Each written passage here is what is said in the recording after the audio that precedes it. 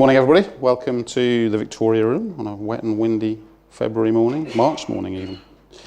My session this morning is entitled Integration, Integration, Integration. A 25-minute episode in which I'm going to try and convince you and an admittedly somewhat sceptical looking Phil and Kirsty about the key role that integration plays in procurement innovation. And of course, how that's linked to the UK property market. So, let's start. A quick look at Rightmove last week revealed this gem of a flat just above the ubiquitous estate agent window in central London. What's it got to offer? It's a 2-bedroom duplex apartment with all the things that you might expect of a habitable accommodation. It's got a fully fitted kitchen. It's got a bathroom with a bath and a shower, no less, and even windows, would you believe? Very handily located on Great Queen Street, only moments from Holborn, ideal for access to the city and West London. All for the knockdown price of, I'm sure you'll agree, just around your £1.25 million. Absolute bargain. Look a little further afield, however, and you'll find some alternatives that you might want to invest your money in. So, nice looking property like this. Described as a small country estate. Just the 11 bedrooms, I'm afraid. Nice annex, groom's lodge, barns, outside buildings, and 18 acres or so of gardens and grounds. And of course, a Bronze Age Motte and Bailey. This property is in Powys. All for around about the same price. In fact, slightly less than our 2-bedroom London flat. So, why the difference? What is it that actually creates that huge disparity in what you get for the same amount of money between those two properties? Well, the answer is somewhat self-evident. It's putting the inflationary sort of pressures of Russian oligarchs and Nigerian princes to one side that might affect the London property market somewhat. It's all really about the value chains. The things that link us to what drives value. The integrated supply chain, if you will. So when we're choosing where to buy a house and what value we ascribe to that property, our key factors are things like, easy access to schools, easy access to highly paid work, to leisure facilities, to shops, to restaurants, and of course to community, to family, to friends, to people that are, that we want to connect with on a day-to-day basis. So you have that huge disparity in values between those properties because this is what the London property offers that obviously a property in the middle of nowhere in rural Wales can't quite match up to. So being integrated, being networked, being highly connected, however you want to term it, is a fundamental value driver in the choices that we make essentially about our life, where we live. And they're just as much a value driver when it comes to the type of supply chain that we all spend our working lives focused on. So I can look at 3 different areas where integration is a real value multiplier. Firstly, integrated software. So what's the best approach to integrated e-procurement software deployment? Is it ERP-centric software? Is it best-of-breed task-specific tools for things like sourcing and analytics and purchase to pay? Or is it a wider suite of integrated software from a single provider? Look at integrated systems, so actually systems integration between different third-party systems, and why that is actually both a very important success factor in procurement innovation and something that we see as a key driver for innovation going forward into the future. And also finally, integrated business. So integration as collaboration, really, working within the fabric of the organisation as a procurement team to greater success. So if we start with the first of those, integrated software, the best approach to integrated e-procurement software deployment.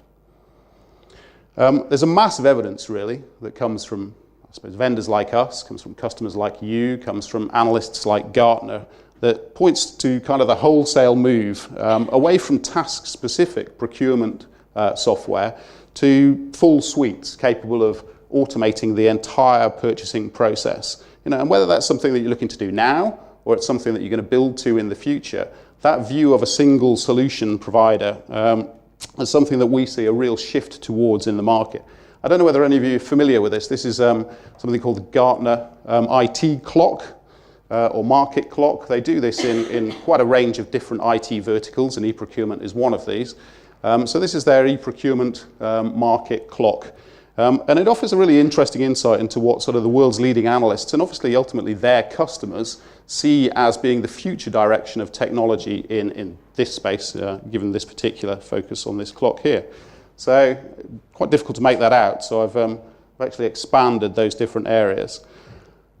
And the analyst community uses some wonderfully emotive and floral language when it describes what's going on in the IT space. So we have here sort of the 9 to midnight segment of that clock, the last quarter, which is described by Gartner as the dusk of obsolescence. And this is where you've got the market moving from mainstream status through to what they call legacy or market end. So this is really things which are, in the death zone. It's at the end of their life. And the advice very much here is that enterprises should seek alternative approaches to effectively deliver on their business requirements. And unsurprising, I guess, in many respects, squarely at that end of life cycle is the legacy ERP purchasing module. It's very much seen as a moribund, outdated, in fact, well past due for replacement area of procurement technology.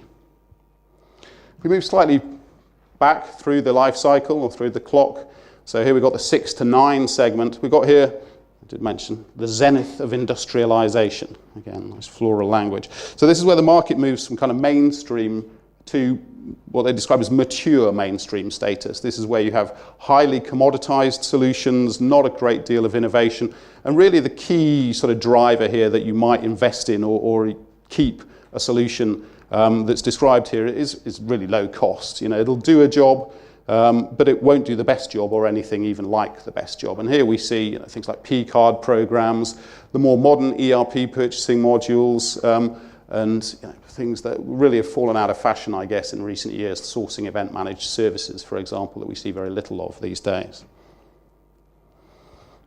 Moving to the more exciting kind of half of the clock, this is the dawn of standards. So moving from what you might describe as an adolescent status through to the mainstream, really. So this is where you have high demand growth, you have a lot of innovation, you have a market buoyed by strong business returns, and this is where we see a lot of the providers, the vendors that you'll see here today operating. So in those kind of task-specific procurement areas, strategic sourcing suite as separate from P2P for indirect spending, as separate to spend analytics, all of which are, there's a lot of good work being done in each of those individually, and there's some really compelling providers, but they are still nonetheless, segmented task-specific activities.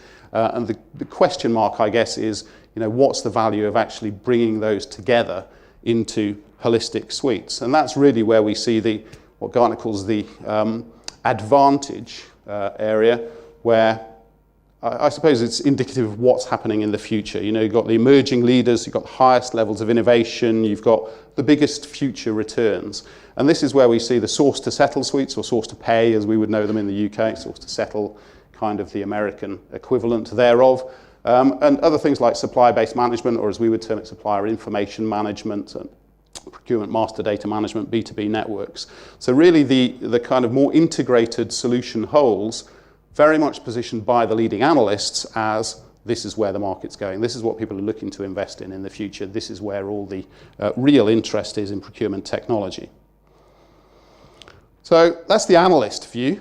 Fine, all well and good. But what actual benefit does a joined up source to pay solution deliver? Well, in the NHS as an example, what it means is placing the procurement team at the real heart of the buying process. Excuse the pun. Any free text request that's generated in the purchasing system, or any demand that comes through the purchasing system, can be cut off by the purchasing team or intercepted by the purchasing team, evaluated there and then, sent for 3 quotes, dropped straight into a formal tender process if necessary, worked straight back into the transactional process at the end of that tender or whatever.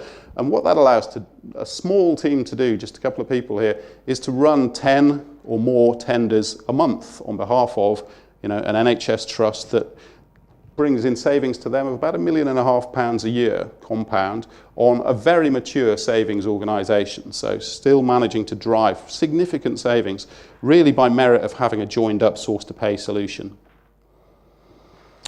What it means for a leading charity, I'm sure you can guess who it might be, but is a 360-degree view of suppliers, supplier master data, so that there's no separation between what can really be very unhelpful silos of data between transactional supplier data, supplier profile information, supplier risk information, supplier contract information, tendering history, all those kind of things which actually give you that rounded understanding of supplier risk, supplier accreditations, and so on and so forth, that are very difficult to bring together if they actually exist in separate systems or in separate processes.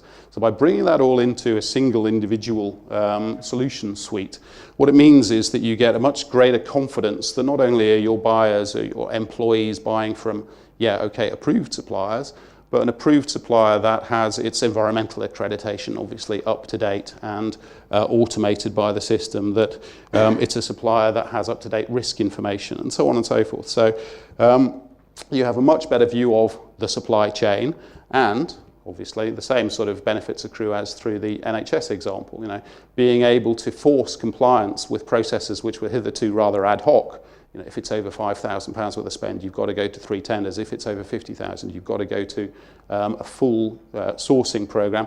Gives you then the facility to drive a lot more through a structured, more kind of strategic sourcing initiative or set of initiatives, and deliver, in this case, a much better return on investment than actually the business case that the organisation went to the decision-making committee with in the first place to get an integrated source-to-pay solution put in. And again, it's not something that, we don't see organisations necessarily going big bang source-to-pay straight out of the trap. It's something that a lot of organisations build to, but again, with a vision that that's what they're actually going to build to. So in a leading university, for example, they implemented electronic sourcing. First of all, managed to run a couple of events, saved about £400,000 a year out of those 2 events, which were facilities maintenance or management and protective equipment. And that really drove the business case to then invest in purchase to pay to create a joined up source to pay solution and give them a platform subsequently for delivering £2 to £3 million of savings a year through that, and the capacity for a much more strategic kind of approach to procurement.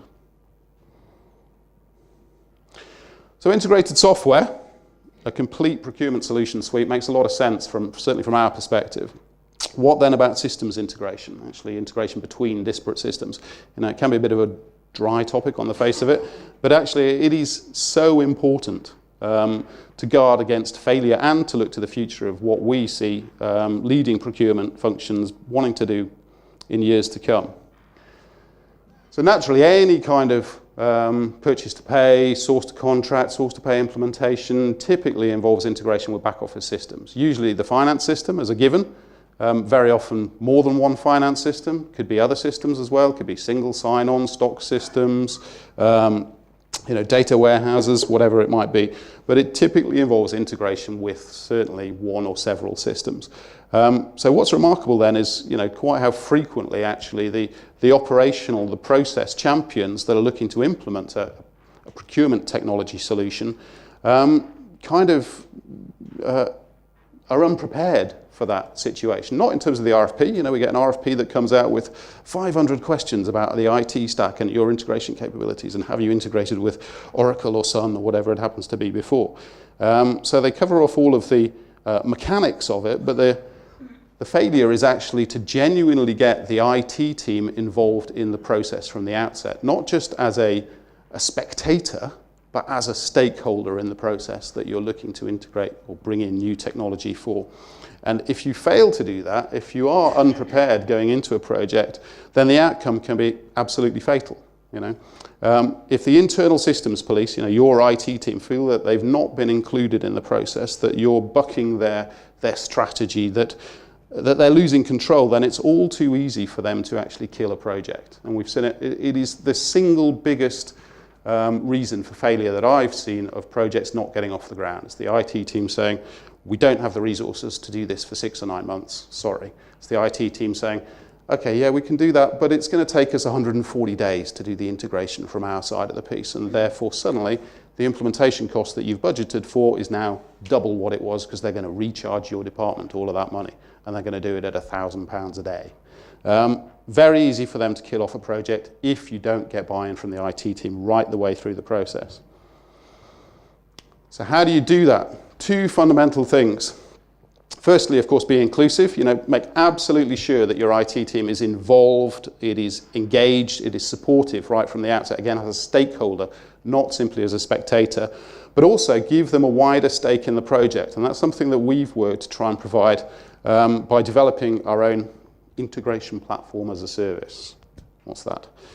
Essentially, what it delivers is a couple of key things. Firstly, it delivers a dashboard for those who are authorized and suitably interested and engaged in that shows them exactly what each interface is doing in real time. So you've got my PO interface into SAP, my GRN interface, my invoicing interface. How many documents are going through? When are they going through?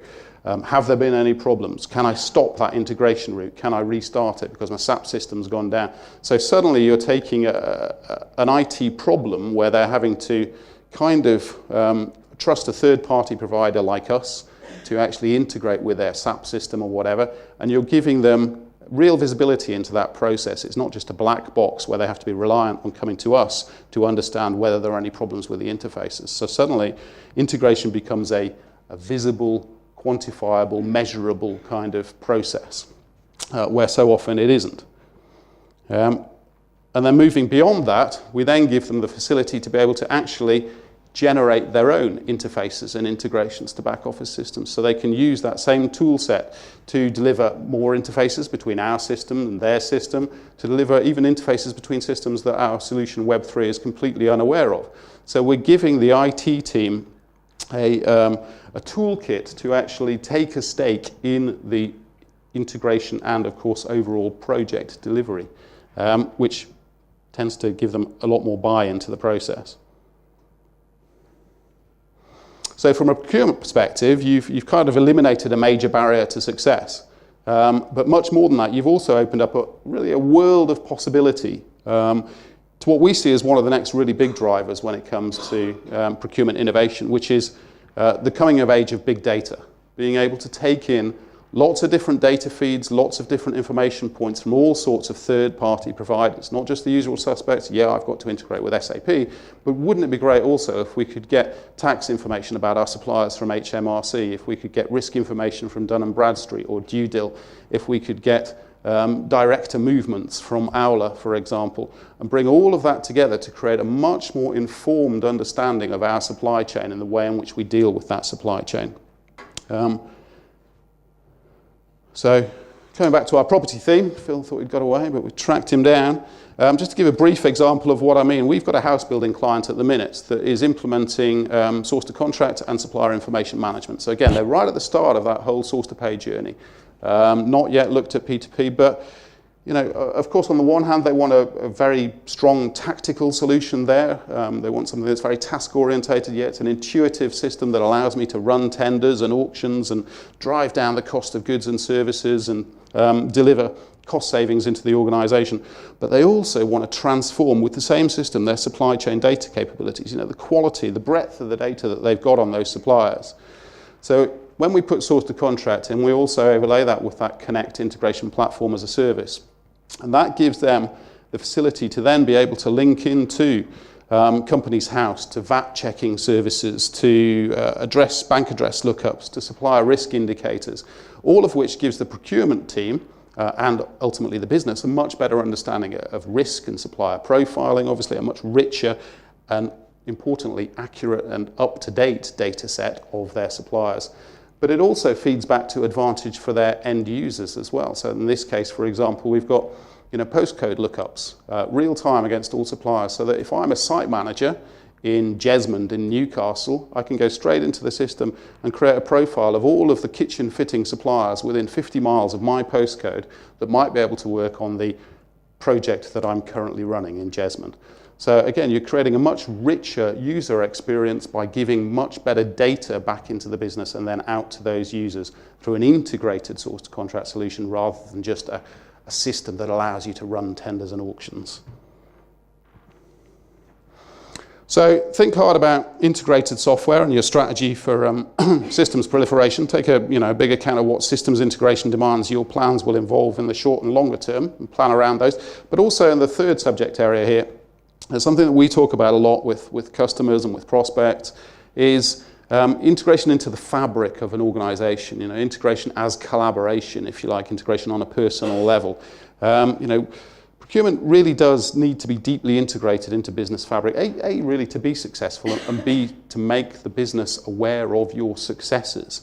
I think, to be honest, that's a needle that really is still needs a lot of movement behind it. We ran a CPO viewpoint research exercise at the back end of last year. We went to 200 organisations across the UK and asked procurement directors, salespeople, marketing people, IT people, finance people, essentially what they thought of the procurement function. How well does the procurement function operate within your business? And what we found was this kind of result, which is not brilliant, to be honest. I mean, first of all, I'd be a bit worried if I was one of the 56% of procurement directors who thought that my relationships with the other functions weren't very close and admitted to that point. But the worst situation is that only 18% of those functions, sales and marketing and IT and so on, think that they're actually closely aligned with the procurement function themselves. And that plays directly into how successful procurement is in the business and how successful it is perceived. Obviously, most procurement professionals see themselves as ultimately having a position at the board. They see procurement as a board-level function, and rightly so. It is one of the functions that can have the most dramatic impact on business profitability, performance, shareholder value. But actually, you look at the rest of the organisation, and their thinking on that particular subject is a lot weaker. Do procurement really deserve a place at the board? I'm not sure quite what value they add to the organisation. And if you look at sales and marketing, the real bugbear historically of procurement, you've got we came up with a figure which is remarkable, really. Only 4% in sales and marketing rated procurement as highly effective. And a lot of that comes down to the fact that, in my experience, certainly procurement teams typically do a fantastic job for their organisations, but they're fantastically bad about communicating that across the business, and they're pretty shy about what they do. So certainly, what we try and help clients to do is think of their procurement function as an outreach team, if you like. To the extent that actually they should spend as little time in their own office cubicles as possible. Some of them are the most successful procurement teams we've worked with actually target their procurement managers, their category managers, on time spent out of their department, so long as that's obviously time spent in other departments rather than just in the pub or somewhere. And of course that means, coming back to your connected, integrated, big data theme, using the tools at your disposal to really keep the business informed about procurement successes and activities and strategies on a day-to-day level, but also thinking differently, thinking as communicators, thinking as an integrated part of that wider business. And just to give you a couple of examples that are very kind of specific to our remit within an organisation. We worked with Associated British Foods to help them implement a purchase-to-pay solution. They called it PACE, which was the Procurement and Catalogue Environment, I think. And all of our companies, all of our clients brand their systems. They give it a name. It helps them with the communication and the marketing of it. But we then help them create emails, to create screensavers, to create posters, to really communicate the impending arrival of this system, what the benefits are going to be, how it's going to affect you, what the process changes are going to be.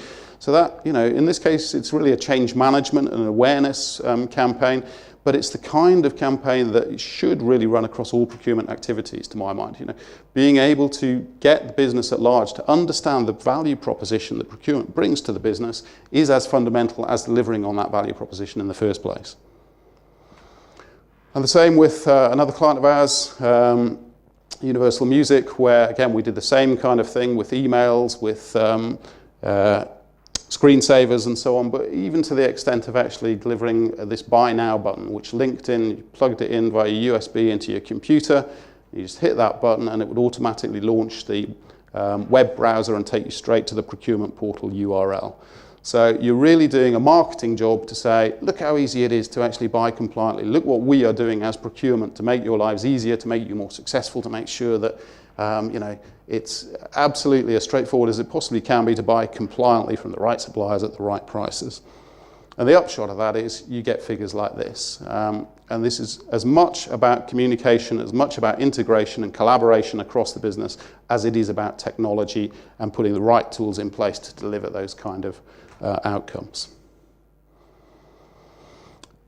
So, pretty much up, time's short, but hopefully I've given you at least some evidence as to justify why procurement is, we feel so important in terms of creating procurement outcomes, procurement successes on so many levels, to be honest.